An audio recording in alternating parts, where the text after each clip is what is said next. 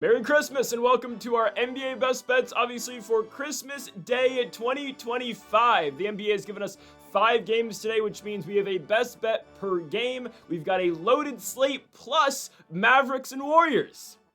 Some great games today. Rockets versus Lakers, second ever matchup on Christmas between LeBron James and Kevin Durant. OKC San Antonio round 3, and San Antonio has won the first 2 matchups this season. Timberwolves Nuggets late at night, the annual tradition where the New York Knicks play at 9 o'clock in the morning, where, as I've gotten older, I just don't really get up for that game anymore. But regardless, we've got 5 games today here with the NBA. One could definitely say a much better slate than what the NFL is giving us. Hell, I would say that. But anyways, folks, before we get into the video, make sure to hit that subscribe button down below for some more daily NBA best bets here on the channel. Of course, no college basketball for the next couple days until Sunday, so the NBA best bets will continue to be posted at 5 a.m. until college basketball returns on Sunday, December 28th. Again, make sure to go check out our other content on the channel. College basketball best bets return on Sunday. College football predictions are linked in the description down below. We had a crazy win last night with college football. The only sports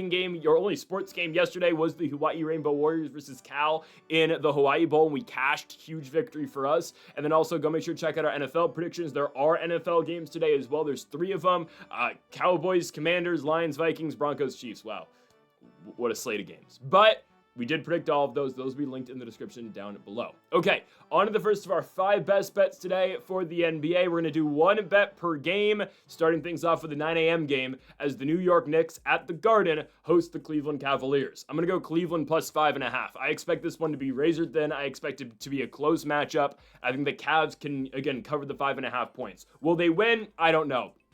But I think Cleveland will play a somewhat competitive game. This is the annual now, I think it's annual, ABC/Disney Dunk the Halls game, where I believe, yes, it's going to be Team Mickey Mouse and the Cleveland Cavaliers versus Team Stitch of the New York Knicks. I'm going to be going with Team Mickey Mouse and the Cavs to win, or at least to cover. I know the Cavaliers have struggled recently, but I'm still taking them to beat a Knicks squad who has lost 2 out of their last 3 games going into this one. Karl-Anthony Towns played, and the Knicks went to Minnesota. Cat got booed at the free throw line. A little bit interesting, but the Knicks in their last game did lose in Minnesota to the Timberwolves. Prior to that, they had beaten the Miami Heat. Game prior to that, a loss at home against the Philadelphia 76ers. One we expected, though, with all the travel involved with the Knicks with the NBA Cup and winning the NBA Cup and having to go from Vegas to Indy back to New York. We thought they were going to lose that one, but they are coming off an L and now taking on the Cavs, who had struggled quite a bit. They've kind of figured it out. Can we say that? Back-to-back victories for Cleveland against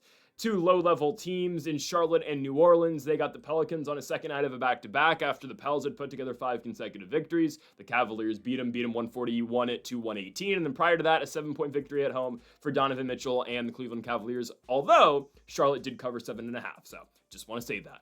I am taking Cleveland, though, to cover the 5.5 points. It is a team that has massively underperformed this year. I'm not going to deny that. This is a squad that has almost already tied the same, or actually, they've already, almost already surpassed the loss total they had last year, obviously being the number 1 seed in the Eastern Conference and having all those expectations before eventually being folded in the second round by Tyrese Halliburton and the Indiana Pacers. We'll never forget that run. Anyways, though, Cleveland does find themselves currently as 7th in the East. They are at 17-14, where they are currently in the play-in with all of the normal suspects in the play-in. And if the Cavs win today, everything will be normal again in the Eastern Conference play-in.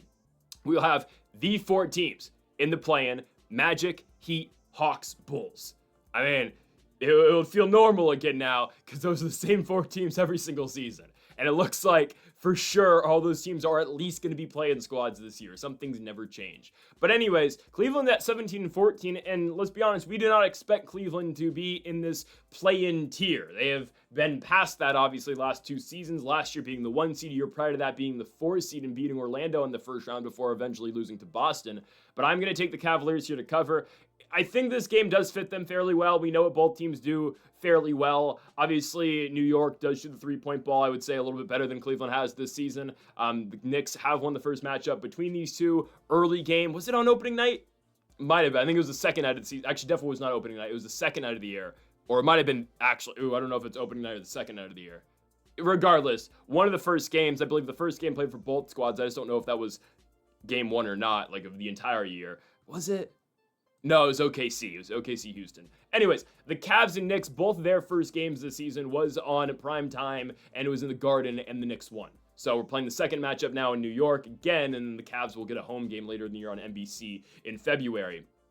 But both these teams are going to shoot quite a bit of threes. Both of these teams are generally high scoring, and Cleveland is still without Evan Mobley. Mobley's still recovering from that calf injury. Actually, he is questionable, so potentially we may get Evan Mobley tonight. We obviously know that both the NBA and likely the Cleveland Cavaliers too want their best guys going because, well, A, it's a prime time spot. There's going to be a lot of people watching, and as well, the Cavaliers want to actually, put on for, you know how Christmas Day works for the NBA. There's going to be a big portion, there's going to be a large portion of people who don't watch NBA regular season basketball who will be watching on Christmas because, well, there's not much else to watch, even though the NFL is continuing to take viewers away from the NBA. And as LeBron James said last year, though, Christmas is the NBA's day, which I kind of agree. I mean, I grew up watching basketball on Christmas, and the only times where we would get NFL action on Christmas would be if Christmas fell on a Sunday. But even then, back in the day, we usually only get one game on Christmas, as every single game would then get moved to Saturday. That would happen, obviously, once every 7 years. So Christmas has always been an NBA holiday. So we'll see if the Cavs get Evan Mobley back, but we know, again, currently in the NBA and how teams deal with calf injuries, you don't want to risk that. As for the New York Knicks, fairly healthy team. They've had some nagging injuries amongst the squad because their primary guys play 40 minutes a game. Miles McBride's really the only big injury that is going to be limiting New York tonight. I still don't think the Cavs can play competitively. That last game against New York went down to the wire. Yes, it was an 8-point win for the Knicks, but Cleveland was right in that game until the very end. So I think Cleveland should be able to be competitive again tonight, or I guess this morning. This game's only in a couple hours. I'm going to take the Cleveland Cavaliers to walk into Madison Square Garden and cover the 5.5 points. Donovan Mitchell, it's very different, obviously, when Mitchell's on the court and when he's not on the court because of the health of Darius Garland. I know Garland's been playing, but he's been so injured this year. Their bench unit is nowhere near what it was last year, obviously, with Max Strus out currently, Ty Jerome going to the Memphis Grizzlies. DeAndre Hunter's still great off the bench, but Lonzo played all right against the Hornets the other day. I'm going to take Cleveland to go on the road and cover the 5.5 points against the Knicks. Early morning spot, give me the Cavs. On now to our second best bet of the video, and let's go to potentially the best game. Oh, this is, okay, I got the order mixed up. You know what? Well, we'll wait then. I don't want to give away the bet. We'll just do this one first. I guess I'm out of order. I forgot the Spurs Thunders before this. Well, that best bet's coming up next because I was going to lead into this with potentially the best game today, and it's not obviously this. This is the worst game today. It's a back-to-back game slate on ABC and ESPN all day long. This is not, we're out of order, but it's the Golden State Warriors and the Dallas Mavericks. I'll say this now, and I'm not totally giving away what we do later. Maybe I'm not. I feel like there's a lot of good value today on the underdogs, especially, well, in the NBA. In the NFL, hell no, definitely not. So in the NBA today, though, I love a lot of underdogs, and this is one of them. Dallas Mavericks plus 7.5. I'm seeing some books listing this at plus 8.5. That's even better. Give me the Mavericks on the points. Golden State hasn't been that good this season. They're all right, but it's not obviously the Warriors teams of the past. We had the Draymond and Steve Kerr incident. I don't know. Draymond said it's not. I think it was Draymond or Kerr. No, Kerr said it was in his finest hour. We know Draymond's always been, a hothead. But anyways, there's rising tensions, you can say, with the Warriors. They have now won back-to-back, though, after dropping 3 straight games after Curry's return. They have won back-to-back games at home at the Chase Center against both the Phoenix Suns and the Orlando Magic. A very competitive game against Orlando through 3 quarters, and then the Warriors just pulled away in the 4th. As for that Suns game, back and forth, Golden State comes back and they win it in the 4th quarter, like they did against Orlando, against Phoenix, winning the game by 3 points. We have massively talked about the concerns, or largely talked about, let's say, the massive concerns the Golden State Warriors have this season in terms of just roster construction and lineup construction, as well as I believe Steve Kerr is very limited in what he can do with this team. You look at who scores, it's Steph and Jimmy sometimes, and it's kind of about it. You will get random great nights out of the younger guys like Podziemski, Pat Spencer, Will Richard potentially if he gets run, Guy Santos. I just don't love how the Warriors are constructed and everything. Moses Moody, how can I forget as well? But everything ultimately, and it has for a while, but ultimately everything does fall on the shoulders of Steph Curry and Curry's ability to guide this team and lead this team forward and carry this team essentially.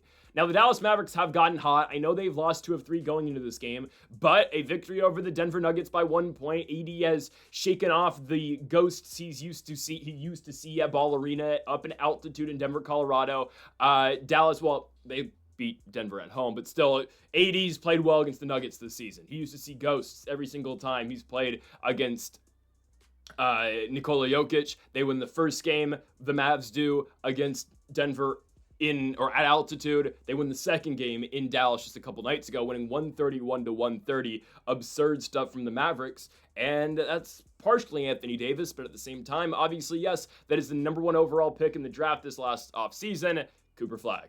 Cooper Flagg is just that good. I mean, what this guy is doing as a rookie right now, he's only averaging 19 points per game, but look at what Flagg's been doing recently. Absurd stats. He had the 42-point performance in 42 minutes against the Utah Jazz earlier in the month, that 33-point victory in 40 minutes against the Denver Nuggets with 9 rebounds and 9 assists. He is really figuring things out, and I think, it was Jokic who said Cooper Flagg is just really mature for a 19-year-old, at least, on the court, obviously, and it is a fact. I mean, he does not look like he's 19 years old. I always thought Cooper Flagg was good last year at Duke, and I always thought, okay, I mean, obviously, yes, this is the number 1 overall pick, and I still feel the same way, like when I watch AJ DeBonsta and the limited times, obviously, Darren Peterson has played this season, but I look at those guys and I'm like, okay, yeah, these are going to be really good NBA players. But I said the same thing about Flagg. I was like, he's going to be a good NBA player. I don't know if I completely see generational. I think I'm starting to see it now. In terms of, most hype since LeBron, like this is a LeBron type prospect, because I've heard that before. I heard that with Zion Williamson, and obviously we heard a lot of great things about Victor Wembanyama, who you couldn't really compare to anybody because he's an alien and he's, a unicorn type player. You're never going to see it again. Well, actually, let me hold that. Porzingis was a unicorn. And Porzingis was great and still can be great. But you know what I mean. Cooper Flagg in the last 10 games for the Dallas Mavericks is averaging 24 points per night. Oh, man. Oh, man. Yeah, he has arrived. If you didn't know already, he has arrived. And the Mavs are playing better basketball. Yes, they had lost back-to-back to the Philadelphia 76ers and to the New Orleans Pelicans, both on the road. And sure, they're back on the road in San Francisco tonight. I get that. Still, that win over the Nuggets gives me a lot of hope for this team, and they're figuring it out. I still don't know if Anthony Davis is going to get traded at the deadline. I don't know if Kyrie Irving is going to get traded at the deadline as well. Dallas currently is a half a game back of the last spot in the Western Conference play-in. That is currently held by the Portland Trail Blazers. We know the Los Angeles Clippers and Tyronn Lue, have their pathway and have their sights set on the plan as well, with Tyronn Lue's whole objective. We have to go, 25-7? He wants to go in his next couple games, 35-7. It's something absurd, and we obviously know it's not going to happen. But yeah, the Clippers are actually only 3.5 games out of the play-in spot right now, and the way that they're playing in the last 2 games, yeah, I don't feel as bad about the Lakers losing that game now to the Clippers because of what they just did to Houston. And don't get me wrong, I'm so down on both the Rockets and the Lakers. We'll talk about that later in the video. But the Clippers are only 3.5 games out, so you really have to look at this in general and say, okay, who are going to be the play-in teams in the West? I can guarantee you that these 8 teams are going to be involved, right?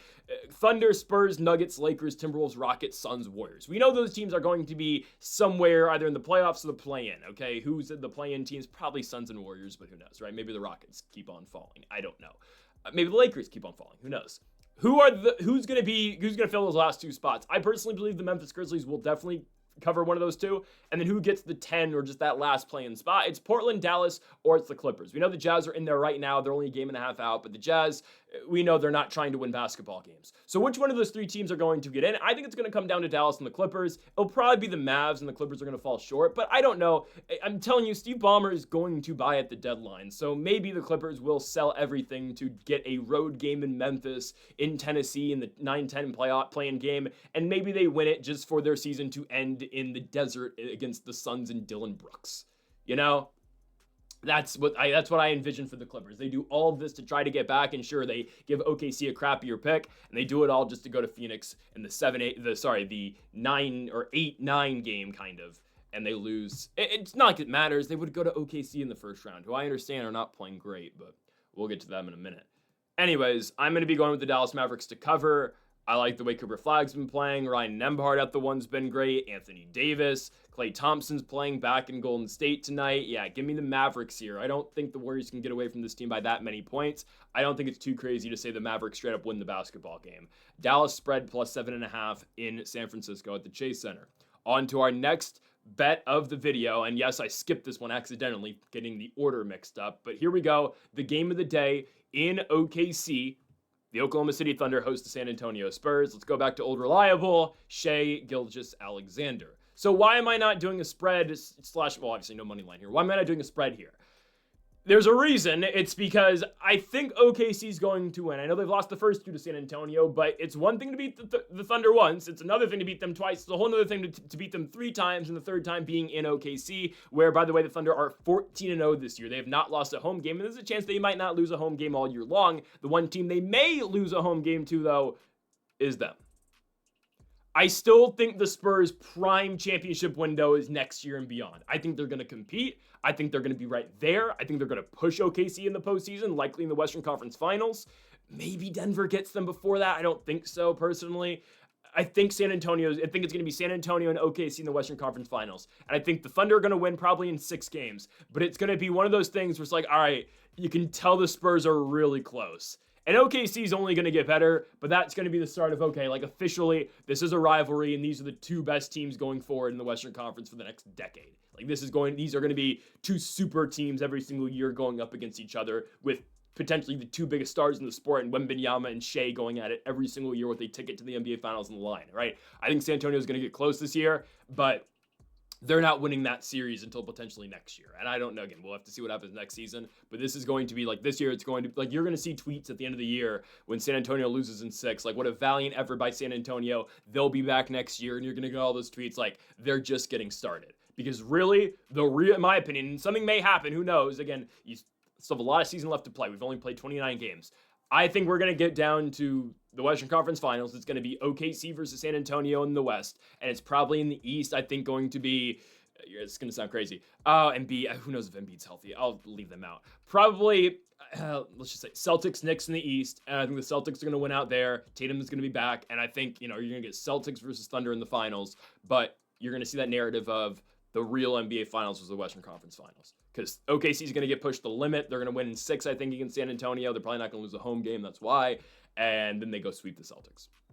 Maybe the Celtics take 1. Probably not. That bench can't compete. So that's ultimately what I think is going to happen at the end of the season. But this is going to be a rivalry. And tonight, the Thunder are not going to want. I mean, they're not trying to lose this game 3 games in a row. Obviously, they have lost 3 out of their last 5, which is absurd. Now they're still 26-4. This team is still 3.5 games above San Antonio for the number 1 seed, which might really matter, obviously, as we get into the playoffs. Give me Shai and the Thunder, and give me Shai here. This is why I'm not taking the spread, though. It's 9.5, and I'm not going to take the Spurs because I don't think the Thunder are losing at home, but do I expect them to win by double digits? Not really. What I do expect is Shai Gilgeous-Alexander to put up quite a bit of points. Last game against San Antonio, again, these 2 teams just played on Tuesday, and Shai scored 33.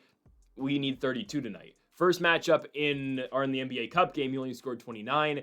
I just expect this to be the type of game where OKC starts to really run away from the Spurs in the 4th. I think Shai will obviously need to play the 4th quarter, but this is going to be one that that OKC is going to win late. This is going to be a more than motivated OKC team. You're not going to see these guys laughing around in this game. I really don't think. I mean, this is Shai's first Christmas game. It's obviously Wemby's first Christmas game too, but it's this Thunder, era's first, or this unit of talent the Thunder have. I mean, this is their first Christmas game in OKC against the Spurs, potential Western Conference Finals preview. This team's going to really try to win tonight. I mean, obviously, these are professional athletes. They try to win every single night, but you can tell in some games that this specific one just means a little bit more. And this is what this is, Christmas Day. Yes, the Spurs have already beat them twice, but that makes it so much easier to look at Shai and the Thunder. They're not losing a 3rd consecutive game to the San Antonio team. They're going to play 5 times in total this season, as these 2 teams are going to meet up again in January in OKC and once more on February 4th in San Antonio. But I'm going with the Thunder here. They are somewhat injured. AJ Mitchell's out with that concussion. Jay Will is out. Not Santa Clara Jalen Williams, but Jay Will is out. I'm still taking Shea on the Thunder, and obviously we're not going to be going Thunder spread / money line. I'm taking Shea Gilgeous-Alexander to go over 31.5 points. This is going to be a man on a mission tonight, a man possessed tonight, and I'm going to go with Shea to go over his points total. Again, minus 130 for SGA over 31.5 points. On now to our fourth best bet of the video. Let's go to the Crypto.com arena for the Los Angeles Lakers and the Houston Rockets. If the Rockets didn't lose the Clippers and didn't lose to the Kings before that, I would take the Rockets here. And that might sound crazy because I take the Lakers all the time. But no, I'm actually going to go with Los Angeles here. I'm very concerned because I think they're going to play Luka. Luka's got a calf injury and he's going to play? Why? After just missing one game? I don't like that at all. Just sit out. As much as I want the Lakers to win, again, I'm expecting Luka to play, so that's why I'm going to take the plus 115. I mean, obviously, if Luka's going to play, we're going to take advantage of it, obviously. But why is he playing? That's the real question. Why the hell is Luka playing tonight? I think he's going to. He's questionable. They wouldn't give him that tag if they didn't think he was going to play. It's Christmas. I think the Lakers are going to be 100% at full strength for the most part with LeBron, with AR, who played off the bench in their last game, but we can expect him to start. Rui's back, and he's probable, so Rui's back in the starting lineup too. And I think Luka's going to play as well. It's Christmas. This is going to close. If all those guys play, this will close at plus 105 for Los Angeles. So jump on it early if you want, and if Luka doesn't play, obviously expect this to take a little bit of a hit.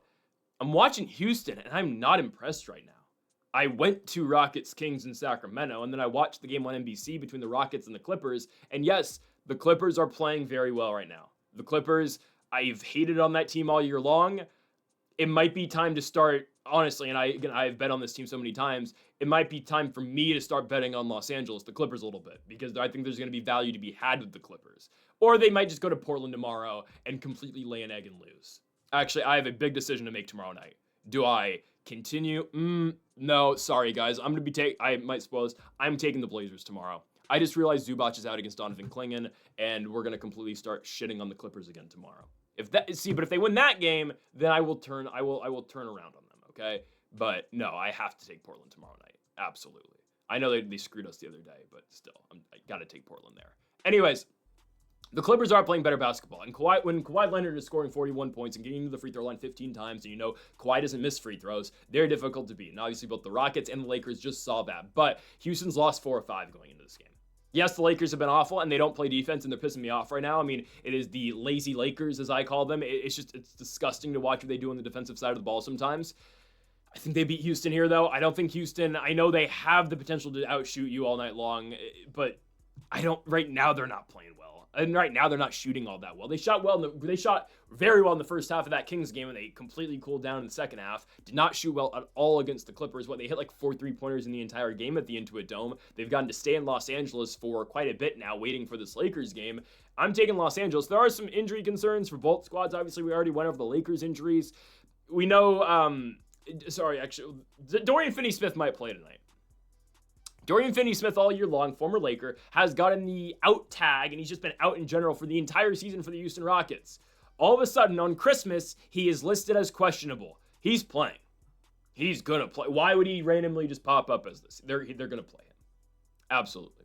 DFS has not played since Game 5 of the Western Conference, first round last year, where he started and played quite a bit of minutes. And of course, he's going to turn up and play the Lakers game. Because of course he is. Of course he's going to. It's absurd. It's absurd.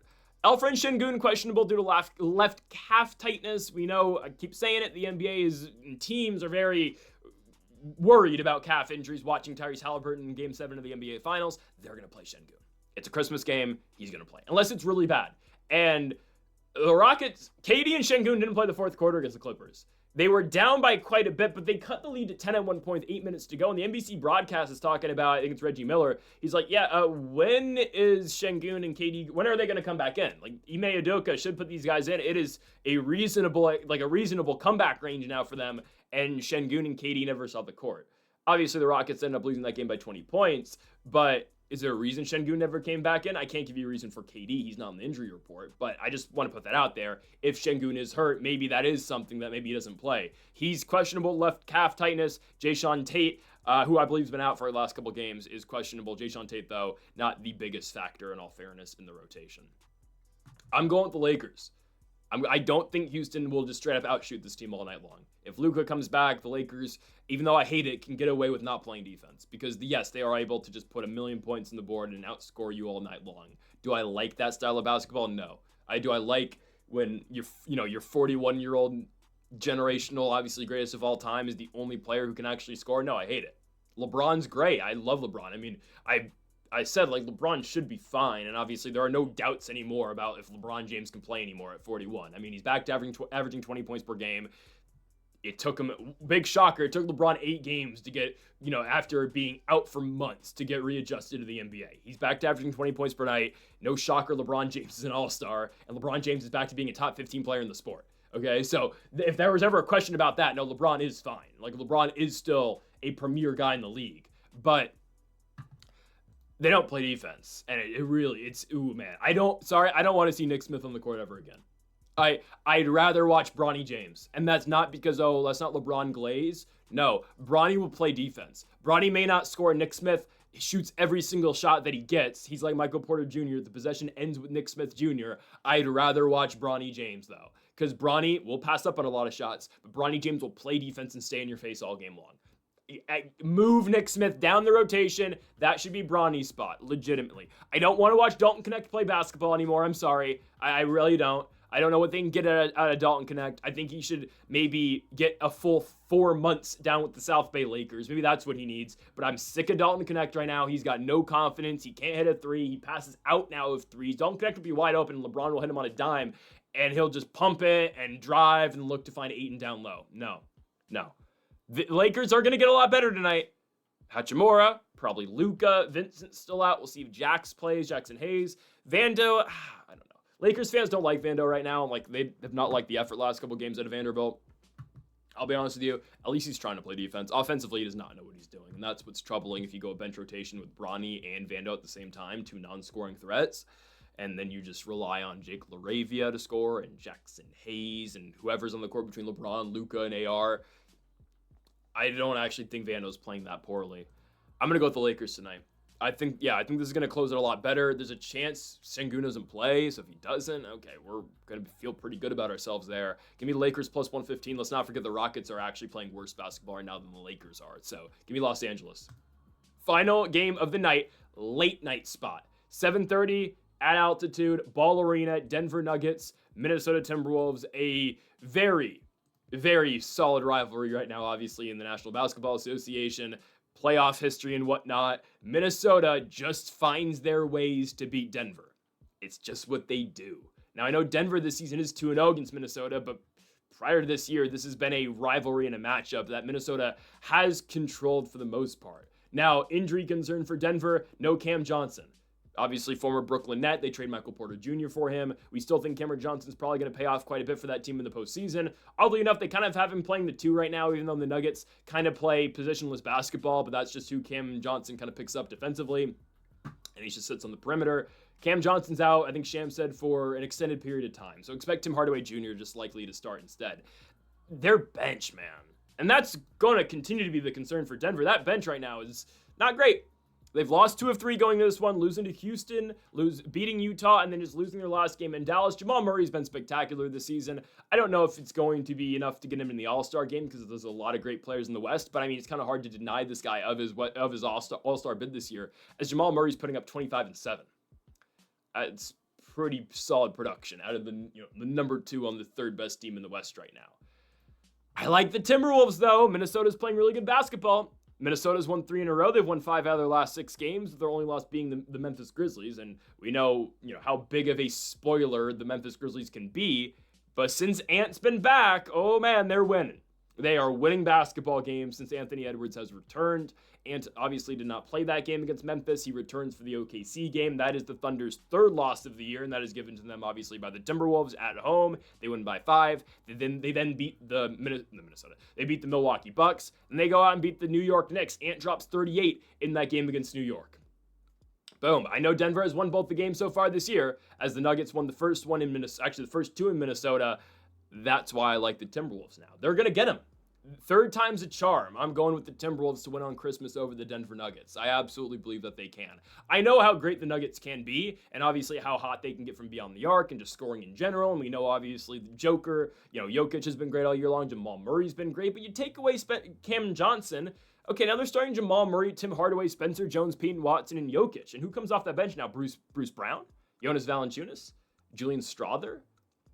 They're not that deep, and that's kind of why I'm a little concerned about Denver going forward. I don't really care because I don't want the Nuggets to win anything, I'll be honest with you. Being a Lakers fan, obviously, hell no. But they're going to be really limited in the postseason if they don't make any more moves, if they get a single injury. Like, if Cam Johnson's healthy, they can get away with the 8-man rotation that the 8 guys they have for postseason basketball. Right now, you're limited essentially to 7, I think, in the postseason with what they have with, Murray, Hardaway, Jones, Watson, Jokic, Valanciunas, Bruce Brown, and I guess Strawther can be your 8th. But one injury, I think, really, it takes a huge hit for this basketball team, and that's currently what they have right now for Cameron Johnson, who obviously they just gave up Michael Porter Jr., who's putting up 25 points per game.